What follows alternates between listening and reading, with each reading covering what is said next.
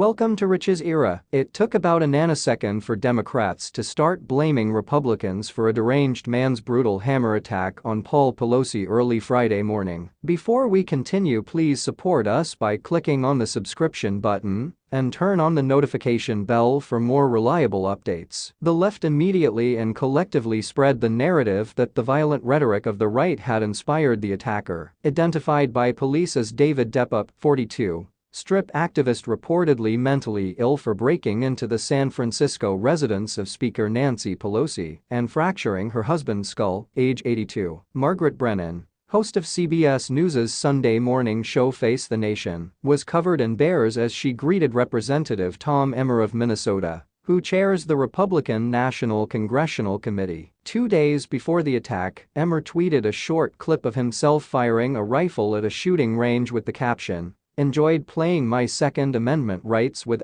@Kelly Caparas and General @Jack Bergman MI1. 13 days to make history. Let's do number fire Pelosi." Immediately afterwards, a visibly agitated and hostile Brennan asked Emmer, just to be perfectly clear, if he would report any kind of attack on the Pelosi family. Emmer replied, "Absolutely. There shouldn't be any attacks, period. There should be no violence in our society. Again, politically or otherwise, there's no place for it in a civilized society." Next, Brennan referenced a CBS poll in which she said many Republicans were suspicious of the integrity of the election. A large majority of Republicans supported idea of private individuals challenging election officials when processing and reporting vote counts on election night, he said. "This is what we see on the screen now. 2/3 of Republicans support the idea of citizens patrolling polling stations and polling stations. This is for Republicans only. We don't see that with the Democrats. I don't see that in independents. Would you urge individuals not to patrol polling stations? Well, you chose the words," Margaret Emmer replied. "Process. I think it will be a very good choice because people are awake. You pay attention. You should volunteer to be an election observer. It's a state system. Regardless of what your state requires and allows, you should definitely get involved. And I think it will help the process." Why again, he wanted to make it very clear that observing the elections is different from intimidating voters, which is illegal. "No one should feel intimidated about exercising their most precious right to vote," Emmer replied. After rephrasing the question several times to ensure the congressman did not support voter intimidation,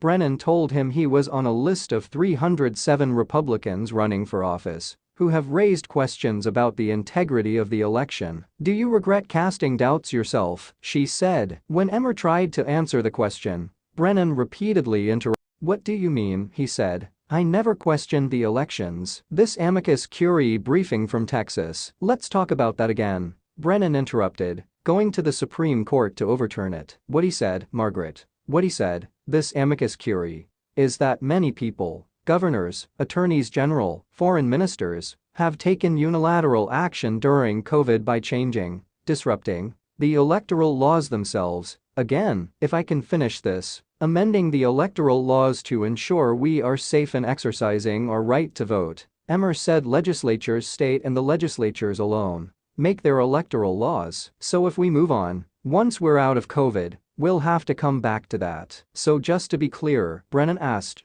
"don't you consider yourself a refuser?" "Absolutely not," she asked 3 more times just to be sure. "Right now, 8 out of 10 Americans think we're on the wrong track," Emmer said. "You will vote for it." "I know," Brennan said dramatically. "And I'd like to talk about something different than people worrying about their lives. But unfortunately here we are. I would like to ask you about this in relation to political violence," he continued, mentioning his Twitter release. "Why is there a gun in a political ad?" Notice the smug tone in his voice as he said the word weapon. The congressman rightly pointed out, "It wasn't an ad, I tweeted." Suddenly Brennan asked, "Wouldn't a little pink note be more appropriate when it comes to firing her?" Amid what appeared to be more anger than journalism, Emmer reminded Vermont Senator Bernie Sanders' supporter of shooting the Louisiana Republican Steve Scalise at a congressional baseball practice in 2017. And he said he doesn't remember Brennan or anyone More in the media trying to blame the Democrats for what happened. No one tried to match the rhetoric of the Democrats. People insisted that the media cover the story extensively, which they did. Their point, however, was that they never made a connection between the shooter and the left-wing senator's harsh rhetoric. "I'm not talking about your rhetoric," Brennan replied. "I'm talking about what you posted. They fire a gun. Our viewers just saw it. Don't you understand that this is lewd for people who are in bad shape? And in this current environment,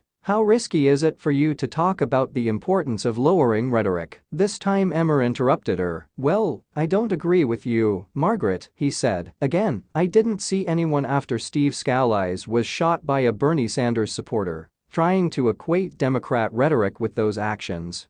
Please don't do this." Brennan turned around. "Okay," he said, "if you look at their candidates, Republican candidates have spent more than $116 million on ads that mention House Speaker Pelosi by name in their cycle. If it's about the problems, why not? Are you doing it because of problems? Why not depersonalize? It's all about the problems," emphasized Emmer. "It's about the fact that we have double-digit inflation that's through the roof. The cost of living is through the roof." Brennan cut him off and said, "Right now we're on the road for 8 days. Don't you think that needs to change? Why not remove some of these ads? Why not just delete your tweet?" The congressman remained calm and stated the obvious. "I'm sure people like to talk about anything other than what the Democrats have done to this country, which frankly has a skyrocketing cost of living. A crime wave in our major cities that is the result of this nonsense. The police disappoint. And cashless bail," he said, because he attacked someone on the street and is back on the street at 9 a.m. to commit crime. Look again at my state of Minnesota, Minneapolis. There have been 6,000 attacks since the beginning of the year. Margaret, are the issues that concern all voters in this country the most. That's why they appear in November. And that's why the Republicans will win at the midterms." A classic example of left-wing activism masquerading as journalism. This interview shows exactly why the vast majority of Americans hold the media in such disdain. Brennan wasn't involved in a political exchange interested in ideas. He had reached his conclusion long before he asked his first question. Unfortunately, many prominent figures in today's mainstream media are propagandists